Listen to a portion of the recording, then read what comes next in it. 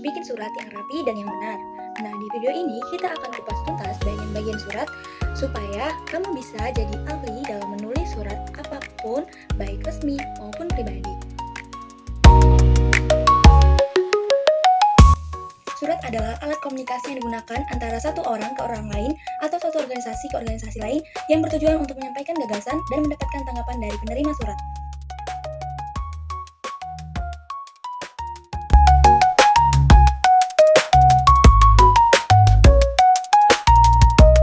Bagian surat yang pertama, yaitu kepala surat dan kop surat. Kepala surat atau yang biasa juga disebut dengan kop surat merupakan bagian teratas dalam sebuah surat. Nah, bagian surat yang pertama ini berisi yaitu logo atau lambang dari sebuah instansi atau lembaga, perusahaan, atau organisasi. Yang kedua itu ada nama instansi lembaga, perusahaan, atau organisasi tersebut. Yang ketiga itu ada alamat instansi lembaga, perusahaan, atau organisasi tersebut. Nomor telepon, ada kode pos, alamat, email, atau alamat web. Bagian yang kedua adalah tempat dan tanggal surat. Pencantuman tempat dan tanggal surat tersendiri ditunjukkan untuk memberikan informasi mengenai tempat dan tanggal penulis surat tersebut. Untuk tempat, biasanya tidak dicantumkan kembali jika tempat sudah ditulis di kepala surat yang berupa alamat instansi. Tapi, bagi surat bukan resmi yang tidak memiliki kepala surat, wajib menuliskan tempat di bagian surat. Bagian yang ketiga yaitu nomor surat. Sebuah surat resmi yang mewakili sebuah lembaga, instansi, perusahaan, atau organisasi. Biasanya menggunakan penomoran terhadap surat yang dikeluarkan atau yang diterima.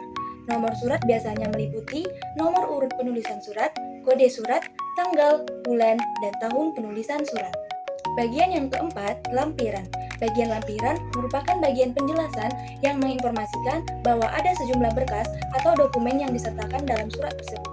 Jika tidak terdapat berkas atau dokumen yang dilampirkan, maka bagian lampiran bisa ditiadakan. Yang kelima, yaitu perihal. Pada bagian surat kelima ini berisi hal atau perihal yang berfungsi memberikan petunjuk bagi pembaca mengenai pokok isi surat tersebut.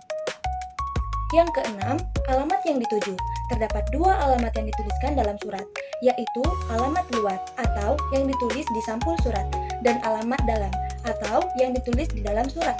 Alamat yang dimaksud dalam bagian ini merupakan alamat dalam. 7. Salam pembuka. Salam pembuka berfungsi sebagai sapaan dalam surat. Salam pembuka juga ditulis dengan huruf kapital di awal dan di akhir oleh tanda koma. Bagian yang ke-8 yaitu isi surat. Isi surat ada 3 bagian. Yang pertama, pembuka. Pembuka merupakan alinea pertama yang berfungsi sebagai pengantar atau pendahuluan terhadap informasi yang disampaikan di alinea isi. Yang kedua, ada isi. Alinea isi berisi informasi yang akan disampaikan. Yang ketiga, ada penutup.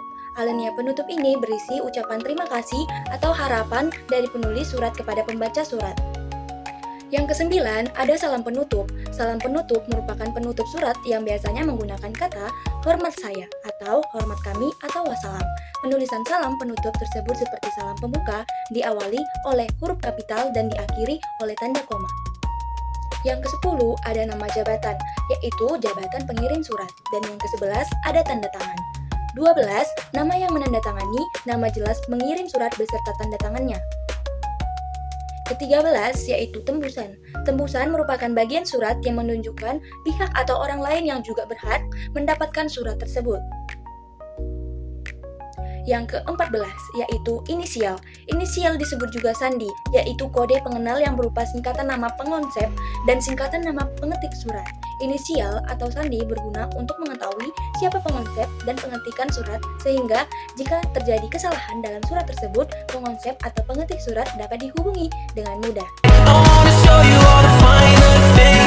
So just forget about the world beyond tonight.